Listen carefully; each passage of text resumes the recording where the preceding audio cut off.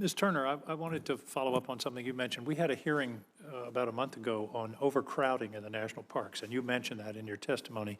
And you mentioned something very interesting that we talked about that day that I think should be pursued by the National Park Service, and that is the development of an app, a kind of Waze app for the national parks, so that a traveler could look and see, oh, it's going to be pretty crowded this weekend in Yellowstone. Maybe I could go to Devil's Tower. Could you elaborate on that a little bit?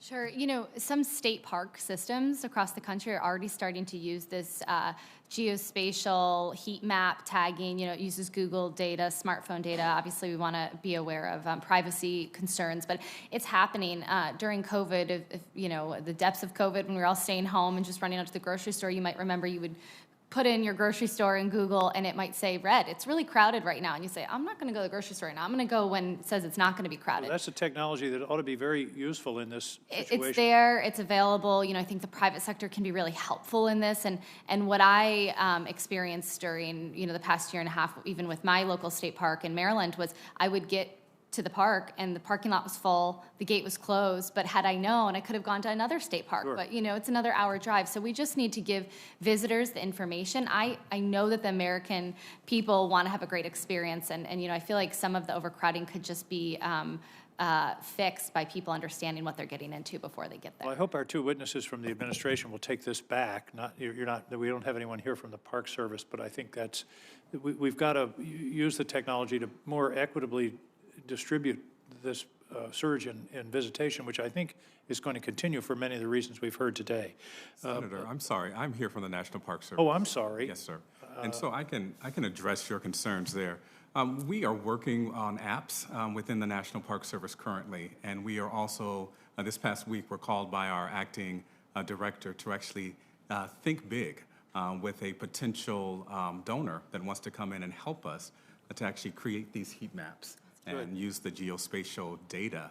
And we're also working across interagency on different types of apps as well. And so I think within the next year, you would be pleased to see what we can come up with. But we look forward to actually working with you and any committee on actually pulling this together along with the outdoor recreation industry. Thank you. I want to address a second comment to you, not necessarily the subject of this hearing, but these bills are very important, and I generally support them. We've got a real problem with staffing in the national parks. In 2011, there were 22,000 FTEs at the national parks. In 2020, 18,000. In other words, staffing's going like this.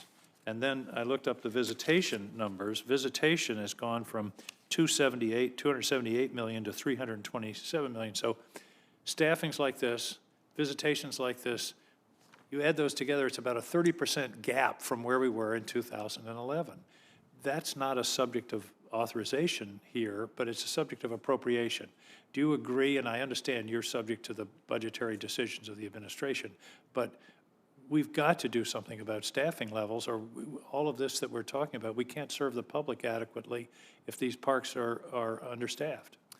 Thank you for recognizing that, Senator. That is something that our staff feels, and that our workforce relevancy and inclusion directorate is actually looking at right now. And so we are looking at it from a data standpoint so that we can actually come back to you and other members of the Senate to actually prove that we are ready and have that need and match it with the ability to actually get more appropriations. Well, I'm concerned that it's going to reach a point where you're going to have burnout. And it's going to exacerbate itself by people just being overstressed by the number of visitors not being able to adequately serve them, and it could escalate in terms of problem.